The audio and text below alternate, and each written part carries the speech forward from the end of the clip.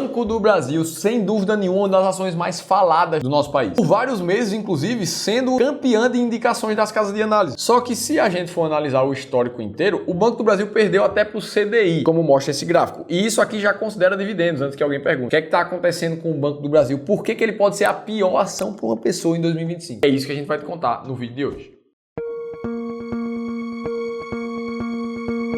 Beleza, vamos dar uma olhada aqui no contexto da empresa Banco do Brasil, que nos últimos 12 meses ficou basicamente no 0 a 0, já considerando dividendo. Mas o detalhe é que nesse mesmo período a queda foi de 8,6% se você não considerasse os dividendos. Será que é isso que faz o Banco do Brasil ser a pior ação para muita gente em 2025? Para você entender, primeiro eu vou te mostrar o contexto em que eles estão vivendo em termos de resultados. E a gente vai olhar isso a partir de 4 pontos. Primeiro de tudo, o lucro líquido. No terceiro trimestre desse ano, o Banco do Brasil reportou um lucro de 9 bilhões e meio, um crescimento de 8%, enquanto muita gente esperava um lucro de 9 bi, então ficando ali levemente acima do esperado. Só que mesmo assim, o comentário da maioria das pessoas é que a qualidade desse lucro veio muito pior. Beleza, o banco lucrou aquilo ali, mas como é que ficou a receita, as vendas desse banco? Esse é o nosso segundo ponto. A receita bateu ali a casa dos 77 bilhões de reais, aumentando mais de 13%, com um crescimento expressivo. Terceiro ponto do resultado foi a carteira de crédito do banco, que considerando todas as carteiras somadas teve uma alta de 13%. Lembrando que um banco vive mesmo de emprestar dinheiro para as pessoas. Por isso que a carteira de crédito é um dos principais indicadores para se analisar por trás de um banco. Mas o destaque de crescimento aqui das carteiras de crédito foi para pessoas jurídicas e para o agronegócio, passando dos 13% de alta. Só que aqui entra um dos grandes problemas que o Banco do Brasil começa a enfrentar, principalmente relacionado à crise do agronegócio que começa a pesar no resultado do banco, como muita gente já vem falando nos últimos meses. E o próprio banco elenca 3 fatores de risco que eles veem no próprio balanço: os custos de produção, os preços das commodities e a ocorrência de eventos climáticos. E isso causa uma reação em cadeia. Como o preço das commodities está caindo, isso resulta numa pressão de margem daqueles produtores que produzem através do agronegócio. Ao mesmo tempo, a demanda por grãos no Brasil também caiu, causando uma outra pressão a mais no preço dos insumos. Além disso, a gente viveu um período de fortes chuvas entre os meses de agosto e setembro, que acabaram culminando na estocagem de muita produção por parte dos produtores, o que fez com que o estoque parado não gerasse resultados para essas empresas, fazendo com que essa soma de tudo isso atrapalhasse e muito a capacidade de pagar os empréstimos do setor do agronegócio para o Banco do Brasil. E é aqui que entra o principal ponto de dificuldade que o Banco do Brasil está vivendo. A inadimplência de 90 dias do banco vem crescendo de 12 meses para cá, superando a marca de 3%, o que já fica acima da média do mercado como um todo, que está em 3,2%. Patamares de inadimplência como esse não aconteciam desde março de 2020. E aí, se você tem mais inadimplência dos clientes ali do banco, você acaba tendo uma provisão para devedores duvidosos, ou seja, uma receita, uma reserva que o banco tem que fazer para cobrir os possíveis rombos dessas pessoas que não estão pagando o que devem. E essa métrica vem aumentando 34% nos últimos resultados, com o que a gente chama de custo do crédito. O Banco do Brasil teve um lucro de 9 bilhões e meio de reais, sendo que ele precisou provisionar 4,2 bilhões de reais somente por causa dos devedores duvidosos. Imagina quanto poderia ser o lucro do banco a mais caso essa inadimplência não tivesse do jeito que tá. Beleza, agora onde é que eu quero chegar com isso tudo? Será que é esse contexto aqui que faz com que no final de 2024, começo de 2025, o Banco do Brasil seja uma péssima empresa para muita gente? É isso que a gente vai descobrir. Agora, para isso, a gente vai pegar a carteira desse investidor que participou da nossa consultoria de investimento gratuita, que estava com um valor de mais de 2 milhões de reais investidos somente no Banco do Brasil. Ou seja, mais de 55% do patrimônio dele nesse banco. Ah, Felipe, qual é o problema disso? Muita gente se pergunta. Ora, eu devolvo a pergunta. Por quê? Pra que concentrar tanto assim? Esse cara tá correndo um risco desnecessário e ele não tem nenhuma estratégia clara. O que é um risco duplicado. Até quando ele vai comprar mais Banco do Brasil? Quando é que ele tem que parar de comprar? Quando é que ele tem que vender um pouco para rebalancear em outros ativos? Foi por isso que quando a gente perguntou para esse investidor por que ele estava comprando tanto de Banco do Brasil, o que ele respondeu aqui, porque estava todo mundo comprando. Porque o banco tem resultados muito atraentes ao longo do tempo. Sendo que o Banco do Brasil perdeu para o CDI do começo do século para cá. Então aqui a gente percebe que esse investidor seguiu muito mais narrativas do que necessariamente estratégia. Até que depois da nossa consultoria de investimentos, baseada em uma estratégia muito clara, esse investidor entendeu exatamente a hora certa de comprar ou de vender um ativo, mesmo sem ele ter tempo suficiente para acompanhar o mercado. E foi assim que a gente recebeu esse feedback que fala um pouco mais de como essa reunião de consultoria gratuita agregou na vida desse investidor. E a boa notícia disso tudo é que você também pode participar de uma consultoria gratuita como essa. Para essa semana a gente tem 3 novas vagas para participar dessa reunião de forma 100% gratuita. Tudo que você precisa fazer é ler esse QR Code que está aparecendo aqui na tela para você ou clicar no primeiro link da descrição do vídeo. Beleza, Felipe, mas então tu tá dizendo que o Banco do Brasil é uma péssima ação para 2025 por causa do resultado dela ou porque ela perdeu para o CDI? Na verdade, não é isso. O Banco do Brasil é uma péssima empresa para 4 tipos de investidores diferentes. Primeiro tipo, aqueles que estão investindo num plano de curto prazo, comprar uma casa nos próximos 5 anos, pagar a universidade dos seus filhos daqui a 4 anos. Se esse for um caso parecido com o seu, você nem deveria estar pensando em ações. Vamos fazer uma simulação com o próprio Banco do Brasil para você entender um pouco do que eu estou dizendo. Imagina uma pessoa que investiu 100 mil reais e continuou fazendo aportes de R$1.000 por mês nessa ação de 2010 até 2015. O que a gente vê é que no final dos 5 anos,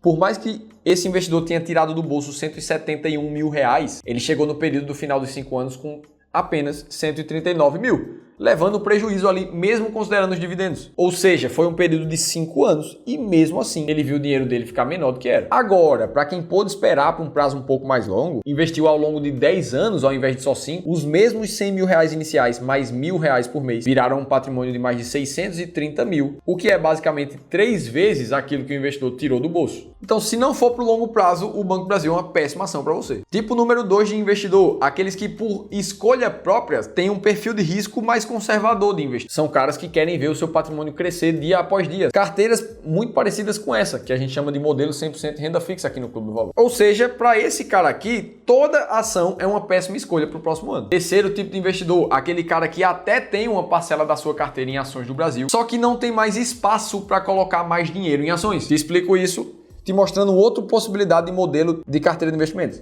Imagina que você quer ter ali 25% da tua carteira em ações do Brasil. Ora, se nesse momento tu tá com 27% porque as ações se valorizaram, então o Banco do Brasil ou qualquer outra ação do Brasil é uma péssima escolha para você em 2025. Quarto tipo de investidor, aquele cara que é pro longo prazo, que investe em ações do Brasil, que tem espaço para comprar ações do Brasil, mas que dentro da tua estratégia de investimentos, o Banco do Brasil não entra. Para esse cara, essa ação segue sendo uma péssima escolha para 2025. Vou te dar um exemplo. Aqui no clube a gente tem 3 formas diferentes de escolher ações do Brasil. Uma delas, a estratégia das ações mais baratas da bolsa, ela não inclui bancos ou financeiras. Por causa das diferenças de balanço, os bancos não têm uma geração de caixa como a gente costuma acompanhar em outras empresas que não são financeiras. Ou seja, para quem investe através da estratégia das ações mais baratas da bolsa, o Banco do Brasil é uma péssima escolha. Vou te dar outro exemplo. Existem investidores que, por escolha própria de estratégia, não investem em estatais. Logo, para esse tipo de investidor, o Banco do Brasil é péssimo nesse momento ou em qualquer outro. Você percebe a diferença que faz na tua vida quando você tem clareza de como selecionar os teus investimentos? Separado esses 4 tipos de investidores, será que para todo mundo o Banco do Brasil é uma péssima escolha? A gente vai usar outra estratégia para avaliar isso. Você sabe o que é que você precisa mudar imediatamente na tua carteira de investimentos para começar 2025 melhor? Com muito mais certeza de que você realmente está alavancando teu patrimônio para o futuro? Se a sua resposta imediata foi não, eu preciso te convidar para clicar no segundo link da descrição do vídeo e participar de um evento gratuito, onde o Ramiro Gomes Ferreira, meu sócio e fundador aqui do Clube do Valor, vai te mostrar as 3 alterações que você precisa fazer na tua carteira de investimentos para 2025 para que você comece o ano com uma carteira imbatível. Esse evento vai acontecer nos dias 7 e 8 de janeiro e o link de inscrição está aqui na descrição do vídeo. Falei tudo isso para te responder se vale a pena ou não investir no Banco do Brasil em 2025. Se você tem uma estratégia clara, investe para o longo prazo, tem espaço para investir em ações, eu vou te mostrar então com base na estratégia máquina de dividendos se o Banco do Brasil é uma boa escolha agora ou não. E para chegar nessas empresas, o que a gente faz é passar uma série de filtros em todas as empresas do mercado para encontrar as 10 maiores pagadoras de dividendos da bolsa e que no passado apresentaram um resultado muito positivo, já que a estratégia máquina de dividendos bateu com muita folga o índice Bovespa aqui no Brasil. Mostrando alguns exemplos desses filtros no caso do Banco do Brasil, o payout do banco, que está em 51%, está bem controlado, dentro do que se espera de uma boa estratégia. Outro aspecto que chama atenção é o lucro crescente nos últimos 3 anos, que faz com que ele passe em um dos filtros também da estratégia máquina de dividendos. E olhando para a média ponderada dos últimos 3 anos do dividend yield do banco, a gente encontra o Banco do Brasil com mais de 9,6% ao ano de pagamentos,